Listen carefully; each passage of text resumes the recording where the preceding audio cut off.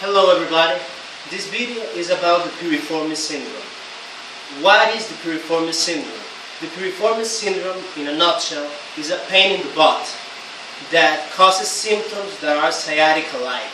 So you will feel numbness and tingling all the way down to your foot, and also you will feel a burning pain like Hades itself is running from your buttocks up down onto your leg. How do I know this? I know this because I have suffered for the past 5 months of this syndrome. So I want to share with you tips and exercises that have been useful for me to get better from this syndrome. Number 1 tip, do not exercise and do not perform any action that is strenuous to your body. Any action that is very difficult for you to perform for your body, that causes pain, stay away from it. I know that for sportsmen and sportswomen, it's very difficult to get away from your sport. But that's the best decision you can make because you're doing a good investment for the future. I myself, I'm a sportsman, I'm involved in martial arts. At first, I had a little pain in my butt. I didn't pay attention to it. I continued my training and the symptoms aggravated. So I had to stop training anyway. It will happen the same for you if you continue my path. So stop. Do not train and don't do anything that is difficult for your body, especially that causes pain in your head, in your buttocks, or in your leg. So that's the number 1 thing. And the most important thing of all, rest.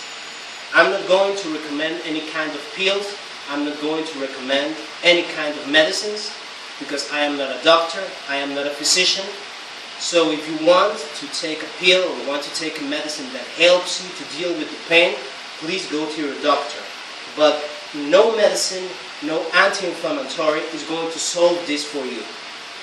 So number 1 thing is rest. The second thing is that you need to perform certain type of exercises to release the tension in your piriformis.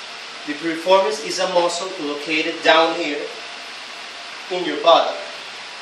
And it causes the sciatica type symptoms because it gets shortened. It gets shortened and it presses the sciatic nerve. So you need to stretch it. Now I'm going to show you how to stretch it. You lay down on the floor and you simply lay on your back like this, like I am doing right now. I'm going to do it from this position, from this angle, for all of you to see it. The number 1 thing that you have to do is to place your affected side, your affected leg, like this, slowly, over your other leg. And just stay right there. Relax and let the stretch go on.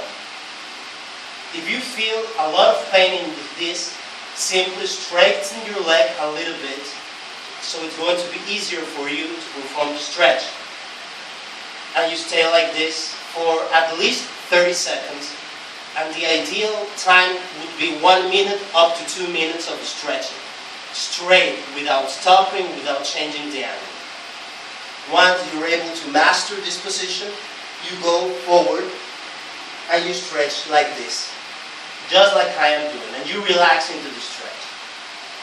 The other thing that you can do is with either of your hands, that's not very important, gently, very gently and very slowly, you pull your knee towards your affected side. Towards the other side, I'm sorry. You have to understand that the piriformis is an external rotator. So it helps your leg do this. You need to put the stretch up to the other side and strengthen the internal adductors. You do it like this.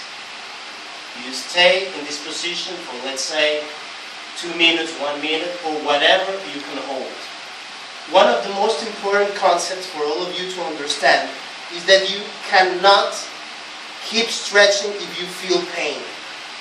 When you feel a mild discomfort and you're able to withstand that, that's okay. But if there is pain involved, please stop from doing this exercise. Pain is no good. So stay away from anything that causes pain to you. And the other thing that is very important is for all of you to understand that this needs work. You have to do it at least 4 to 5 times a day, and it's not a magic cure. You're not going to do this and you're going to get away from the Piriformis syndrome. Once you have mastered all of these stretches, you put your healthy leg on the wall, and you simply put your affected side up to the shin of your leg that is in the wall. Slowly but surely, you begin to raise it up, and you put it like this, and you simply relax. Once again, you stay here for 30 seconds, for 1 minute, for 2 minutes, anything that is comfortable for you. Once you're ready, you raise your hips and you put it down again. These are the stretches that have been very useful for me when I was in the acute phase of the symptom. Now, if you cannot perform any of these exercises, you feel like hell, and as I said, if you feel a lot of pain in your body, do not do it. The other thing that you can do is the following, and now I'm going to do it from this angle.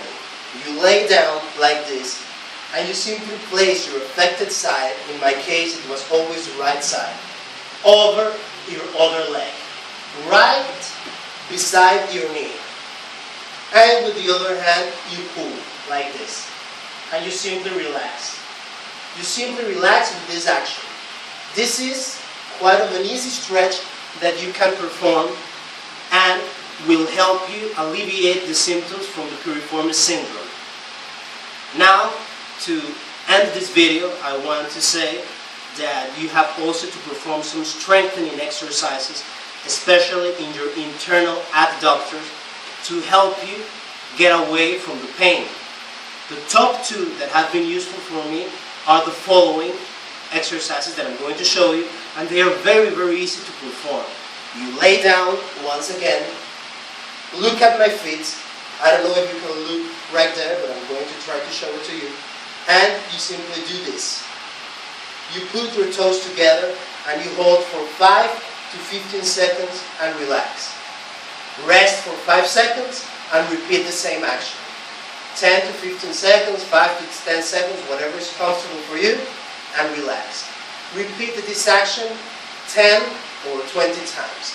The other one is you bend the leg of your affected side and you do the following action. You do this with your leg. You perform pressure up to this side. You internally rotate your leg towards this side, and this in turn is going to help you with the pain in your piriformis. Other exercises that are useful is the bridge. You perform it like this.